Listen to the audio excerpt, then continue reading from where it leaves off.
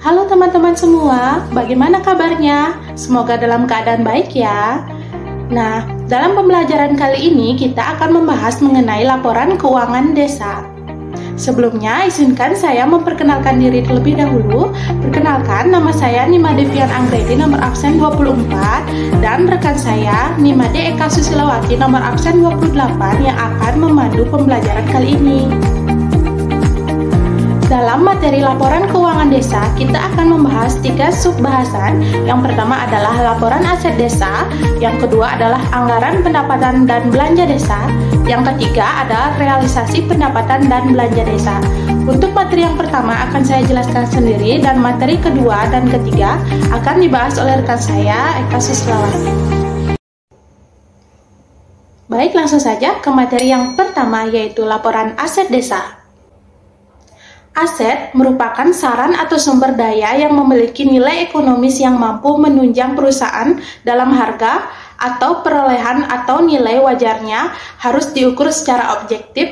Aset dibedakan menjadi 2, yaitu yang pertama ada aset lancar, kekayaan perusahaan yang mudah untuk diubah menjadi uang tunai, contohnya kas dan setara kas, piutang, persediaan, dan surat berharga. Yang kedua ada aset tidak lancar, aset yang tidak dapat langsung dicairkan menjadi uang tunai, contohnya tanah, peralatan, gedung, hak cipta, hak paten, hak merek, hak dagang, dan franchise. Dalam pemerintahan desa, aset merupakan hal yang sangat penting. Sesuai Undang-Undang Nomor 6 Tahun 2014, aset desa yaitu barang milik desa yang berasal dari kekayaan asli milik desa, dibeli atau diperoleh atas beban anggaran pendapatan dan belanja desa atau APB desa, atau perolehan hak lainnya yang sah. Aset digunakan untuk memenuhi sumber ekonomi dan mewujudkan kesejahteraan masyarakat desa. Nah teman-teman, itu tadi materi yang pertama mengenai aset desa. Materi yang kedua akan dilanjutkan oleh teman saya. Baik, selanjutnya saya akan menjelaskan mengenai anggaran pendapatan dan belanja desa. Anggaran pendapatan dan belanja desa atau APBD desa adalah rencana keuangan tahunan pemerintah desa yang dibahas dan disetujui bersama oleh pemerintah desa dan Badan Permusyawaratan Desa atau BPD dan ditetapkan dengan adanya peraturan desa. Di dalam APBD desa memuat pendapatan dan pengeluaran atau belanja desa. Adapun jenis-jenis pendapatan desa meliputi yang pertama ada pendapatan asli desa. Pendapatan asli desa adalah sumber pendapatan yang dihasilkan oleh desa itu sendiri, terdiri dari hasil usaha, hasil aset, swadaya dan partisipasi, dan juga gotong royong. Yang kedua ada pendapatan transfer. Pendapatan transfer merujuk pada pendapatan yang diterima oleh suatu desa dari pemerintah pusat atau pemerintah daerah lainnya. Terdiri dari dana desa, alokasi dana desa, dan bagian dari hasil pajak daerah dan retribusi daerah kabupaten atau kota. Dan yang ketiga ada pendapatan lain-lain, terdiri dari hibah dan sumbangan dari pihak ketiga yang tidak mengikat. Selanjutnya ada jenis-jenis belanja desa, contohnya itu belanja pegawai atau penghasilan tetap, belanja barang dan jasa, belanja modal, belanja tunjangan, belanja subsidi, belanja hibah, belanja bantuan sosial, sampai dengan belanja tidak terduga. Yang ketiga ada realisasi pendapatan dan belanja desa. Selain membuat anggaran, pemerintah desa juga perlu membuat laporan realisasi anggaran atau LRA desa.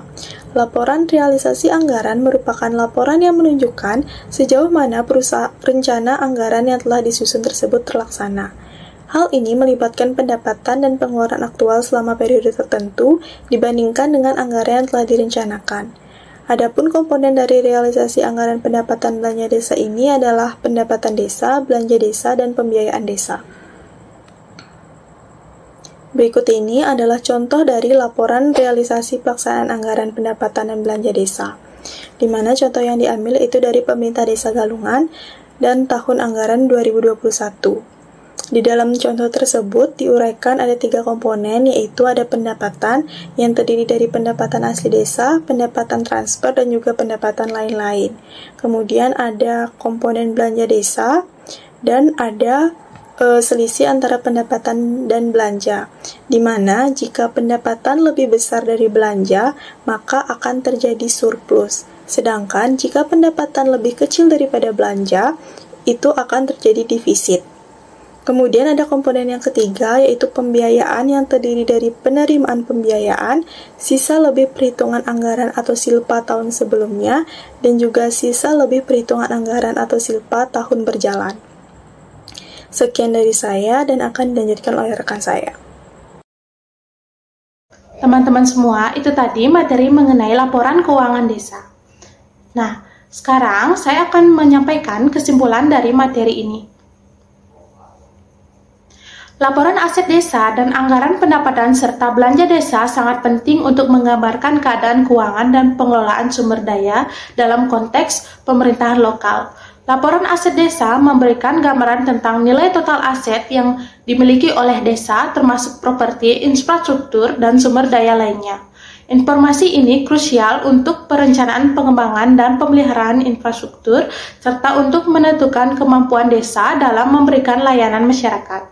Sementara itu, anggaran pendapatan dan belanja desa mencerminkan rencana keuangan tahunan yang meliputi sumber-sumber pendapatan yang diharapkan seperti pajak dan sumbangan, serta alokasi belanja untuk berbagai keperluan desa, seperti infrastruktur, pendidikan, kesehatan, dan administrasi. Evaluasi terhadap anggaran ini membantu dalam mengelola keuangan desa secara efektif. Memastikan dana alokasi desa dengan bijak disesuaikan dengan prioritas dan kebutuhan masyarakat. Kesimpulannya, laporan aset desa dan anggaran pendapatan serta belanja desa merupakan instrumen penting dalam tata kelola keuangan desa, memberikan pandangan menyeluruh tentang keadaan keuangan desa, serta mengarahkan kebijakan dan laporan pembangunan yang berkelanjutan dan berorientasi pada kepentingan masyarakat. Nah teman-teman, itu tadi materi mengenai laporan keuangan desa. Semoga pembelajaran kali ini dapat memberikan manfaat bagi kita semua. Apabila ada yang kurang dan ingin ditanyakan, bisa langsung ke kolom komentar ya. Sekian presentasi dari kami, dan kami ucapkan terima kasih dan sampai jumpa.